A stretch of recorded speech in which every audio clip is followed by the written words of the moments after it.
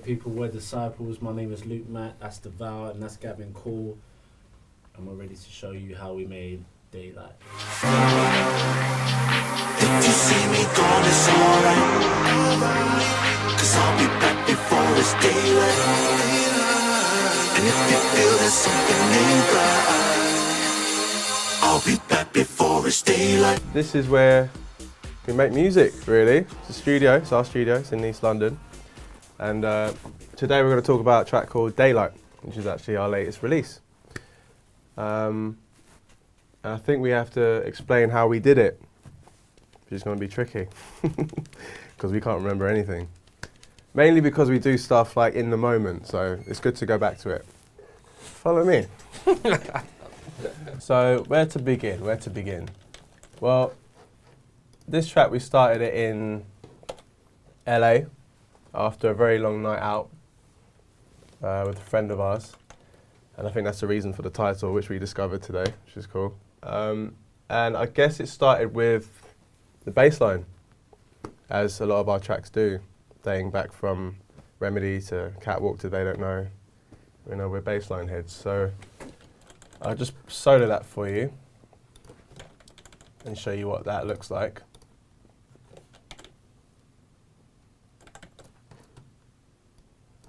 So that's the waveform of the main bassline sound, and this is what it sounds like.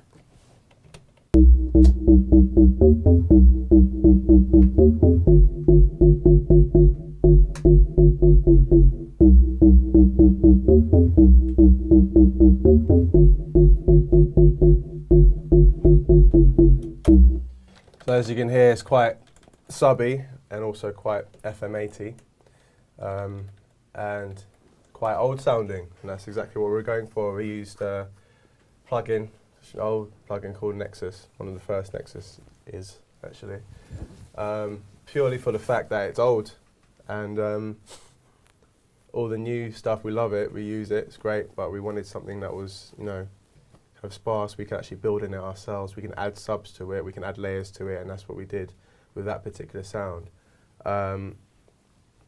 And then on top of that, what we would do with that bass line is then we would add sound reminiscent from They Don't Know, which was one of our first records that we had crossover. And we use a plugin called Silent for that. Silent is sick. I love it. It's so easy to use, and that's exactly why we need it, because it lays everything out like a child would. And we need like a child would need. So we need to access things quickly, because we work off a vibe. As soon as a vibe is gone, we get out of the studio, go to the pub. So this is just literally copying, you can see here, exactly what the bass line does. But as you can see, all the notes, all the note lengths are different. We don't give a fuck, doesn't matter. All the velocities are different, doesn't matter. Just as long as it feels good. That's all. It's all feeling for us. It doesn't matter if it looks right, if it looks pretty. Who cares? I'll play that on its own.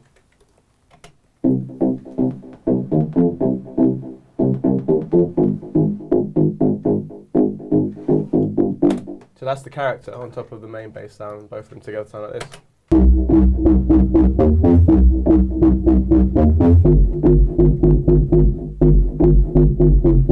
So what did we do to that character sound to make it sound like that? Obviously, using Silent and all the parameters it has in there, we completely messed with the EQ.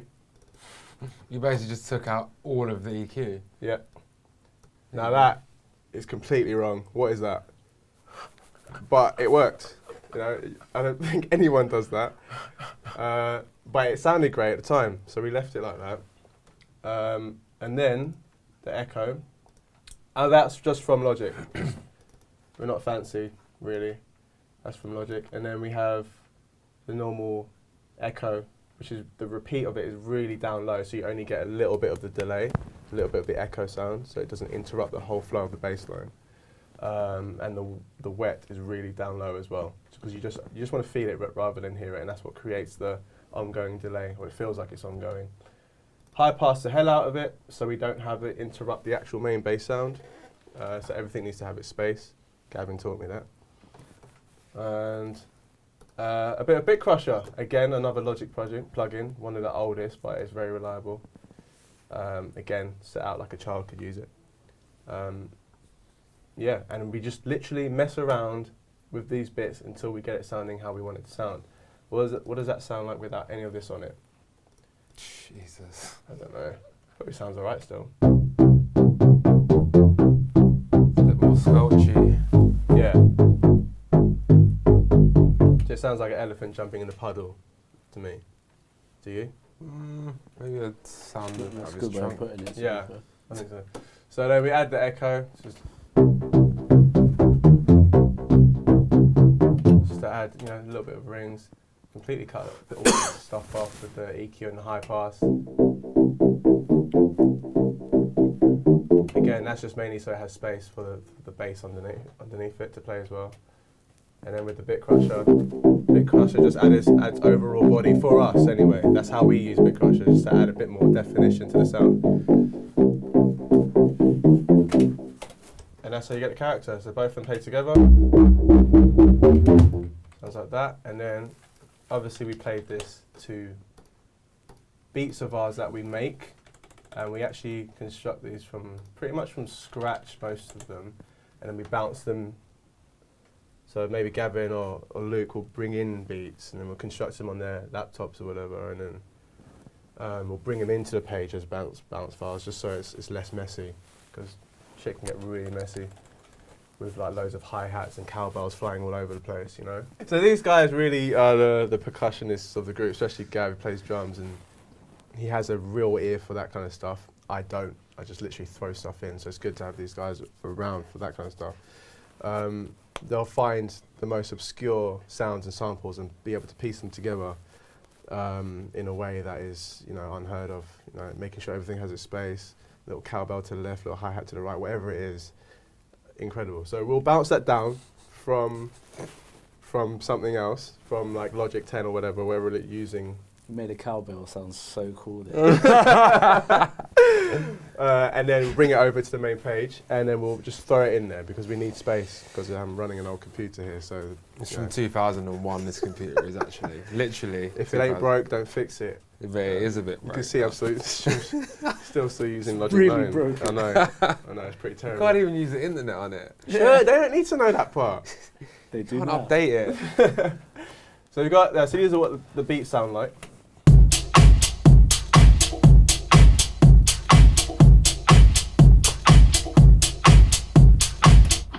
Right, so that's like a top layer, play that on its own. That's what adds the crunch, and then you've got the main sound under it with the. So you put those together, it adds bass, crunch, it has all the mids, the lows, and the highs all together at the same time. And I think that's what adds the chunk. Do you agree, Mr. X? The kick drum. Well, all of it together. Yeah, it's a chunky sounding loop. I think there's probably a whole lot of different parts that have gone into those drums in the past. We've kind of bounced them down, put them back in, rebounce them down, put them back in, and that's what that's how you get the thick sound, really, the old school vintage sound. Yeah. And also to keep a running theme as well, there's parts of them drums that we've used in They Don't Know, to have that feeling that people can reminisce and remember, and then bring into the new school with Daylight. So that's what we've done, and just pieced it all together. Yeah. So, what does it sound like with the bass and the drums? Turn it down a little bit.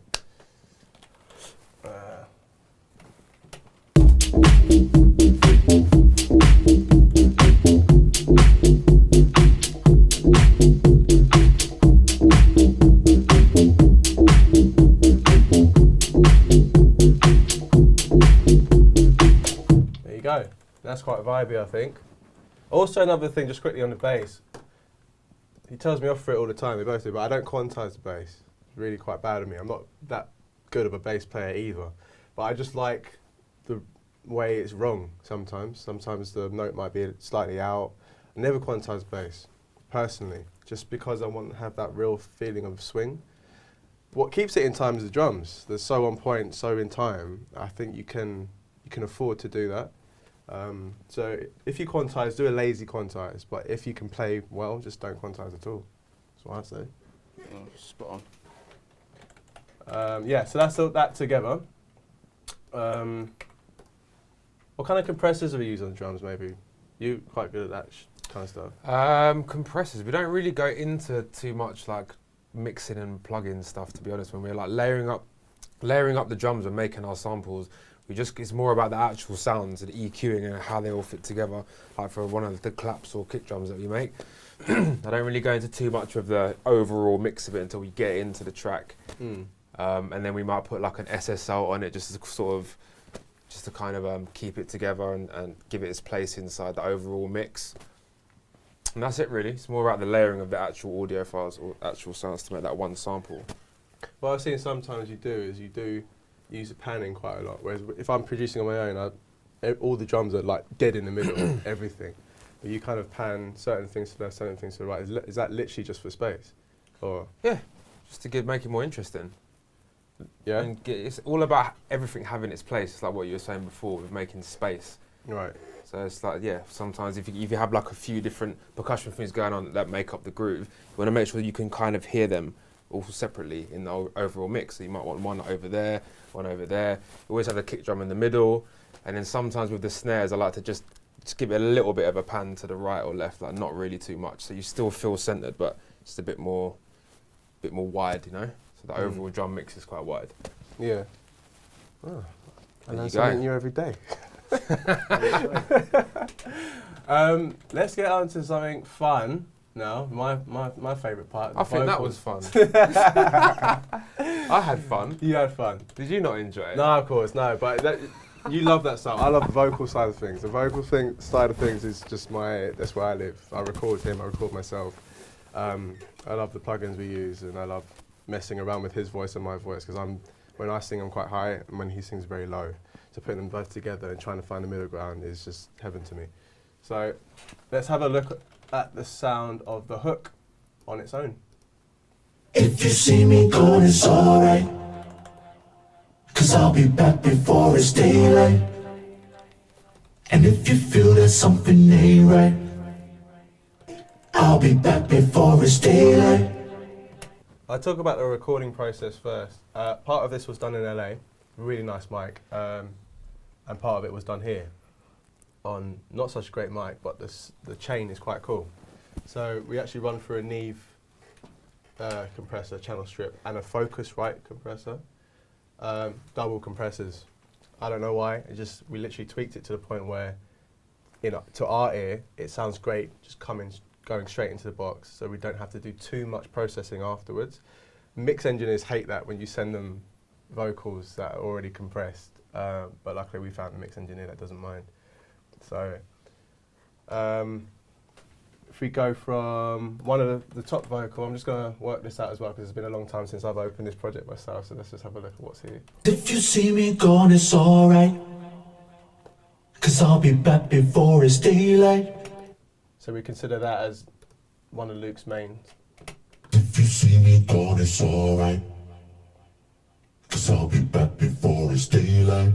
Of course, we've affected that vocal. That's him singing it lower, but then we've added an additional octave lower to that. That's my main. Yeah, that's how you sound when you wake up, right?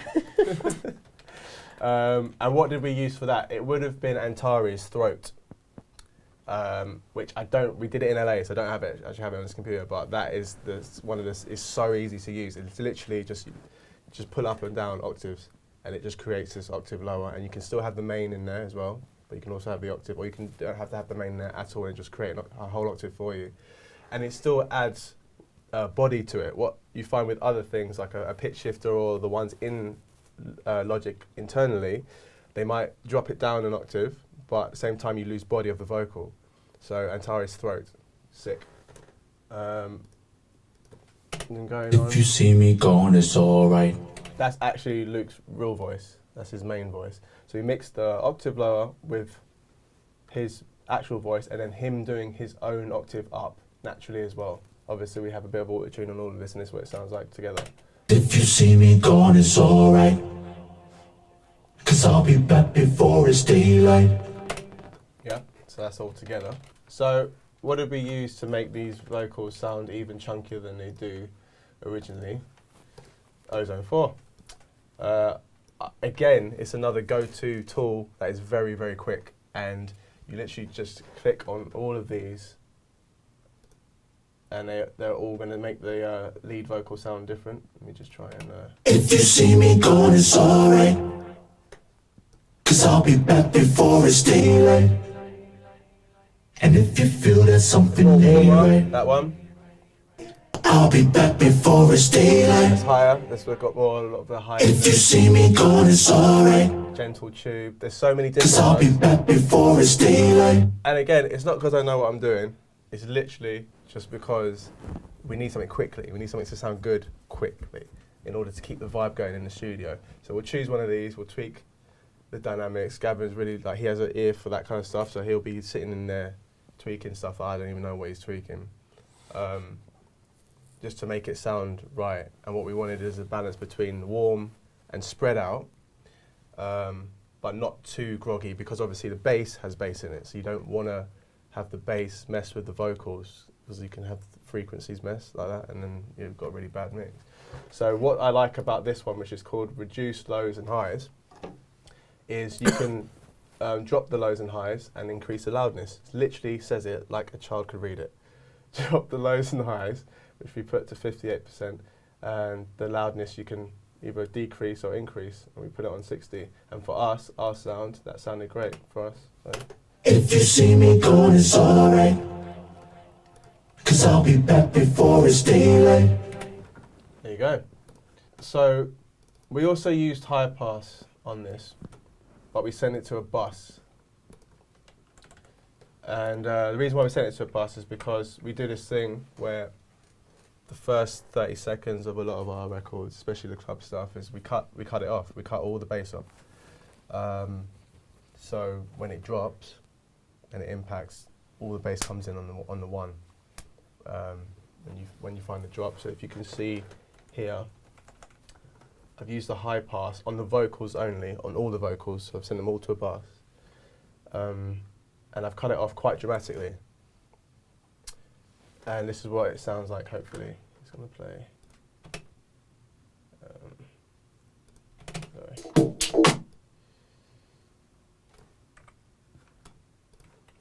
Okay. If you see me going, it's alright, It's quite cut off, and you can 'cause see, I'll be back before it's daylight. you'll see the frequency change And if you quickly. feel there's something ain't right, Keep your eye on there. I'll be back before it's daylight. Right, so as you get to the drop, the vocals get deeper and bigger. And it's the same with the bass, the same with the drums. Cut everything off, and then when it drops on the actual drop, everything's in. So that's why we use the high pass. And again, it's such a quick tool. It's no messing around.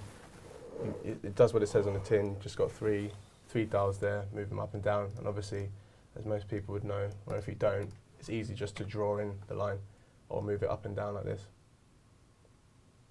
And it's as simple as that.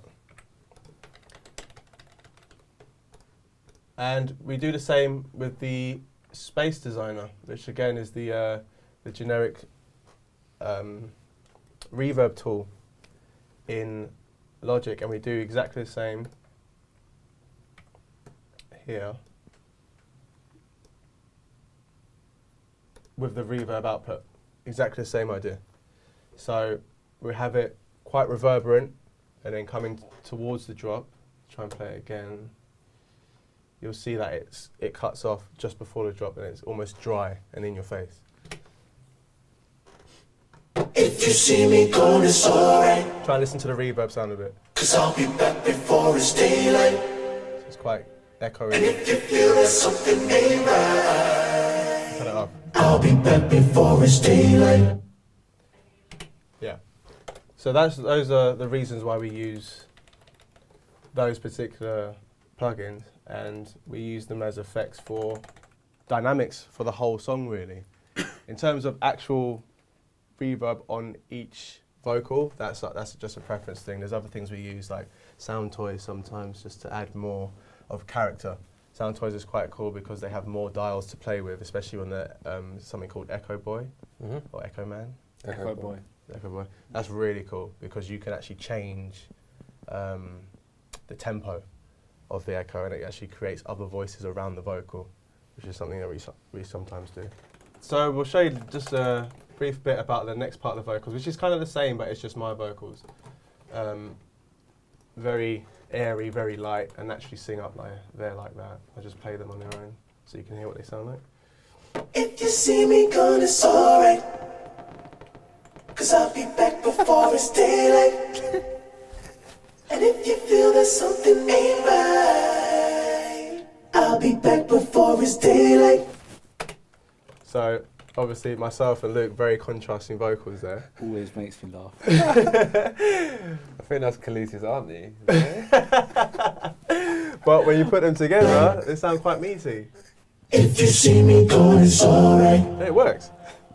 'cause I'll be back before it's daylight. Cool, and there's exactly the same processing as I have on Luke's vocal. I put on myself.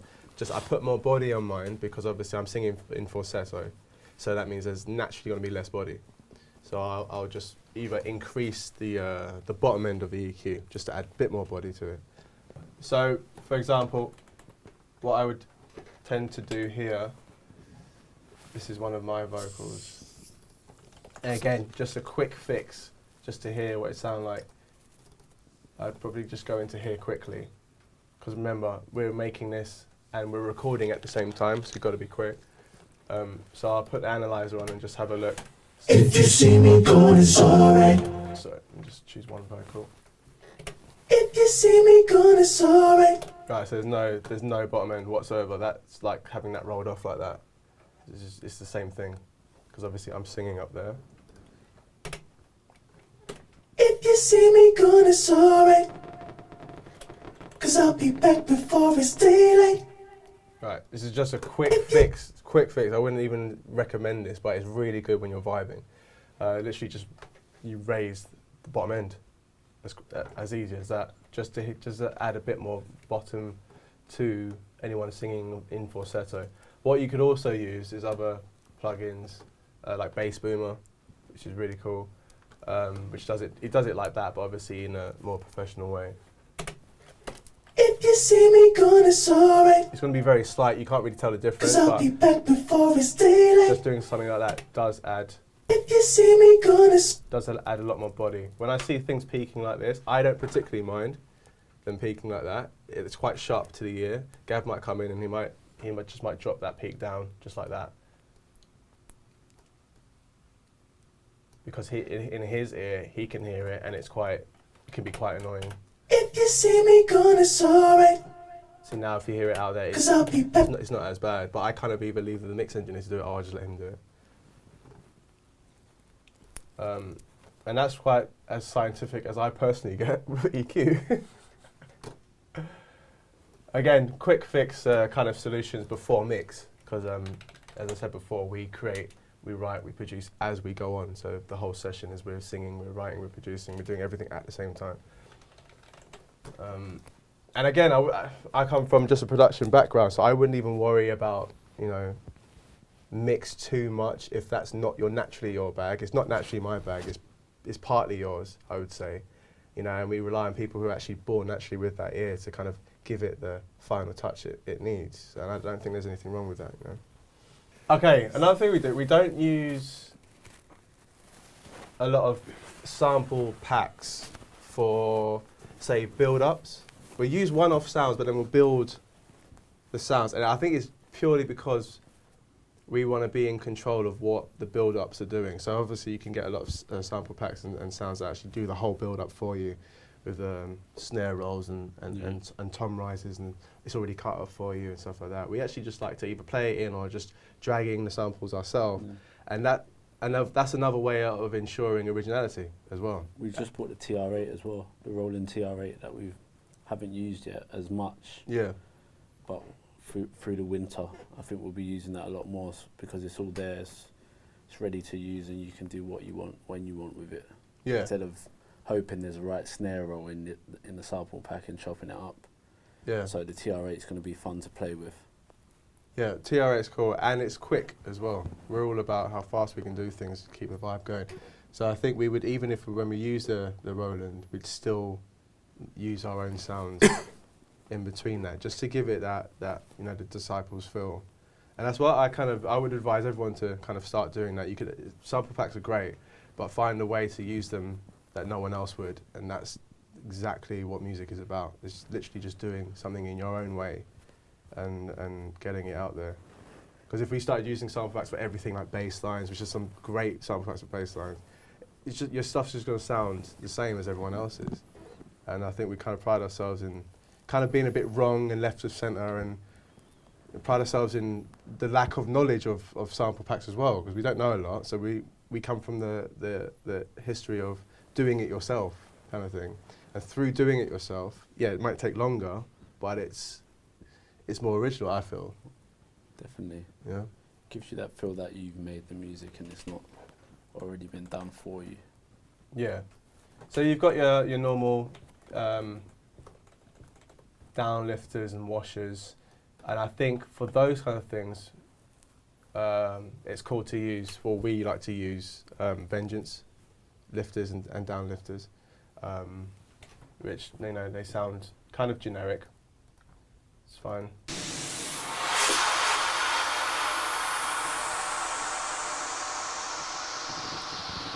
Sometimes you can hear that and you can think it's very EDM, but when you put it behind drums that Gavin's made or a bass line that you've made, it gives you that feel where you could use it at any tempo or any style of house music.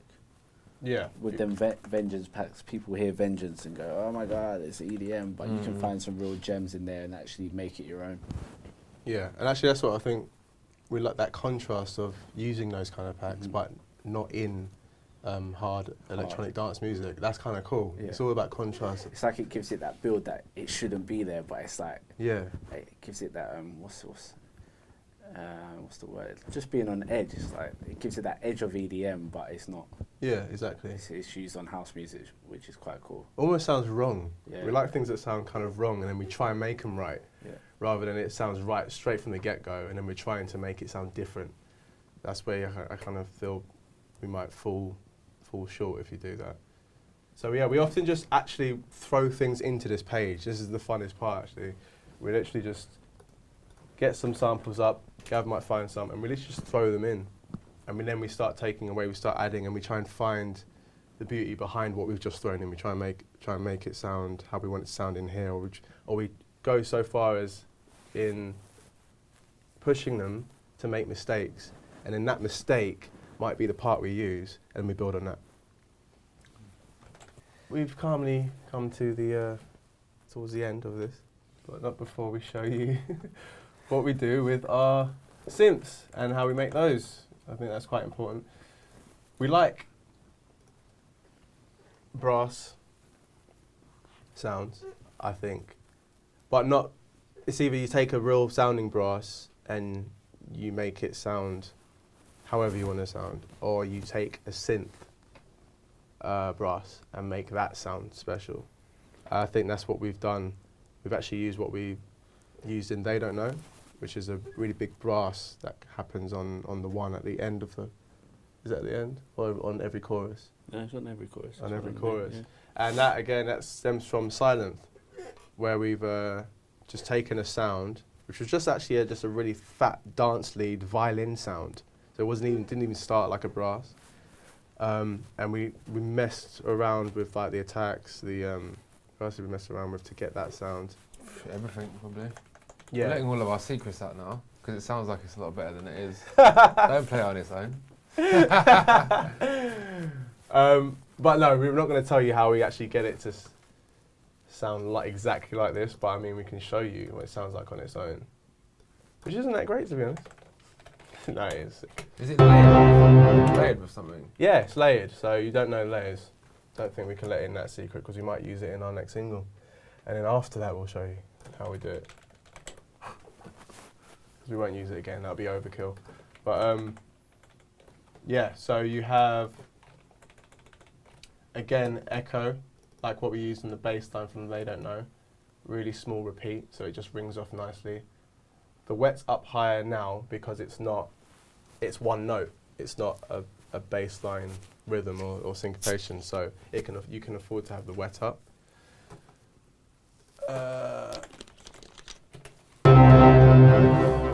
So that, if you can imagine, the original sound of that was a violin string, and now it sounds like this.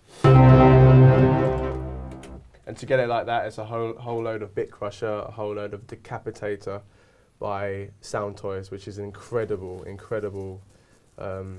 software plugin. It's I think it's second to none. What it does, let me just quickly get that up.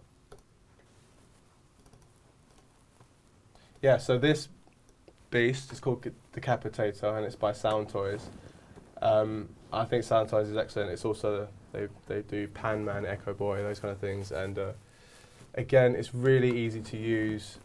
You know, if I want something sounding big straight away, but I don't want the volume to be pushed, the overall volume of it to be pushed, I just want it to sound big straight away, I'll just up the drive. I might punish it a bit, which is a cool button, I like pressing that.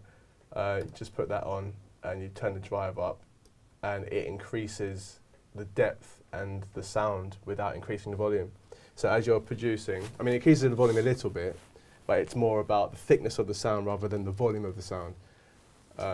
So I love this piece of equipment here. I mess around with these until I get it sounding how I want, and can't exactly go into how I did it on this brass sound, but that, and plus Bit Crusher, plus a little bit of Space Designer, and Echo, and a little bit of flanger is what creates a violin into a big sounding brass like that. Again, I like to work with octaves, so I have low and high octaves. Let me see if I can play them individually. So that'll be the low. Is this high? Yeah, right. So put them both together. Just adds the thickness without you having to add too many lower bottom ends. It sounds like the sound is whole. It sounds like it's creating a harmony when it's just two of the same notes. We do that a lot with our sounds. Sometimes with the bass as well. Gavin does that a lot with bass. So I have the bottom sound and you add another top sound on top. Just to thicken it out, not really to be that distinctive in terms of, oh, I can hear two sounds there. It's just to make the overall sound feel big without having to add too many plugs and too many effects. Yeah, I think... What's that Roland thing there? Which one? Is that the hat? Down. Here? Yeah, that must be the hat. I think that's something you played in. It's the open hat. Yeah. So again, we'll add to our beats as well. So that'll be the main. That would be definitely Gavin who added that. That extra hi-hat. I'll take it out. You can hear the difference, right?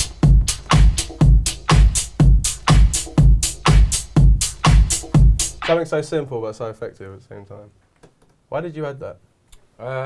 Just to thicken it up, give it more groove, to bring out the hat that I previously put in there before and bounced down and brought back in, and I'll probably bounce that down as a whole again and use that in something else. There you go. And then this is the maestro of arrangement, which is probably half the battle when making music, because if you just create, you don't know where you're going. And Luke will come in and just be like, well, just delete that, put that there, change that round, and then that really makes our life a lot easier. Do you want to talk a bit about arrangement? Yeah, I think the arrangement for Daylight was really simple, because once you start with the bass line and the vocal, if you have the vocal down, if you know how to write songs, you can arrange a lot more easier. If you were just writing a pre-chorus and then you was writing a verse and there's a bridge here and it's all messed up, I'm probably the person to come in and just make it all sound right. So you start with your chorus cut off, and then go into the verse, and then back in with a full chorus, and double that up, and then go in with the bridge if there is one, and then the music just works all around that. So it's also about your transitions as well. You got to make sure you got the right samples, and a lot of good crashes, etc. Just really simple things. Don't overdo it. I think we've learned from some of the greats. I know I have as well. I listen to a lot of Daft Punk and Calvin Harris, because we are like them in a sense, because we make music, but at the same time, it's dance influenced, and I think they're the best to do it so far, the best out of the best. So I listen to a lot of them and see how they arrange their music as well, and how they keep that feel for 3 minutes and keep you engaged. And it's small things, it's small little echoed crashes here and there, and then the vocal starts on the offbeat. Yeah, just simple things, man. Simple things. Yeah. I think you have to hear it. Say, for instance, I come in 2 days later after Gavin and Deval have started something. They've been in from the very beginning. Sometimes you might not hear something that someone can hear if they come in 2 days later. So I could just hear things and say, change that around, do this, bish, bash, bosh kind of thing. So that's how the dynamic works with all three of us. Yeah. I'd say from that, we learned try and arrange your page early, from early, because it can get messy and you can go off on different tangents that you don't really need to go off on. So try and get that arrangement in there early. And lastly, really, what do we put in the output? Not much. I don't believe in stuff like that. Gavin more, he does, because he can hear it. But me, I'm just all about, get it sounding how you want it and try not to put anything on the output. We might put an L2 on, and literally just so I can control the levels, control the threshold, so I can actually do more or do less. It's not for, personally, it's not so I can get a good mix. It's literally just so I know where I'm going and if I have more space or if I need less space. But Gav will have more of a trained ear to know what to put sometimes on outputs if it needs it. If you use great sounds, often you don't actually need a lot on the output. I remember working with Afrojack years ago, and he got this massive sound. I was like, what'd you put in the output? It was like, nothing. It's like, well, there you go. You might be quite different because you've got a different ear. What do you like to put on the output? I used to put on a lot more, but now I kind of tone it down a little bit, really. I do a bit the same. I just use maybe like an SSL strip channel just to kind of give it an old cold kind of vibe, old feel. Sometimes a little bit of a compressor, maybe like an SSL compressor as well, and also just an L2, just as you said, like to just control it and just have it all sort of cut off at one level. I find if you mix into too much of a strip channel on your output, it ends up, you may well go back and change the strip channel, or you might get it mastered by someone or mixed by someone else. So the whole sound of your track will change. So a lot of the time, whilst creating music, it's just better to have one or two things that control the actual output of the sound and make sure it just sounds controlled. And worry about the mastering and the mix, well, not the mix, but the master, the final like EQ and compression and limiting of the sound later on, 100%. So thanks for joining us in the studio. We've been Disciples and we've shown you Daylight. I hope you've enjoyed it. Check us out on Twitter, which is @Disciples, also Instagram @Disciples. Facebook, is that @Disciples as well? Disciples LDN. LDN, there you go.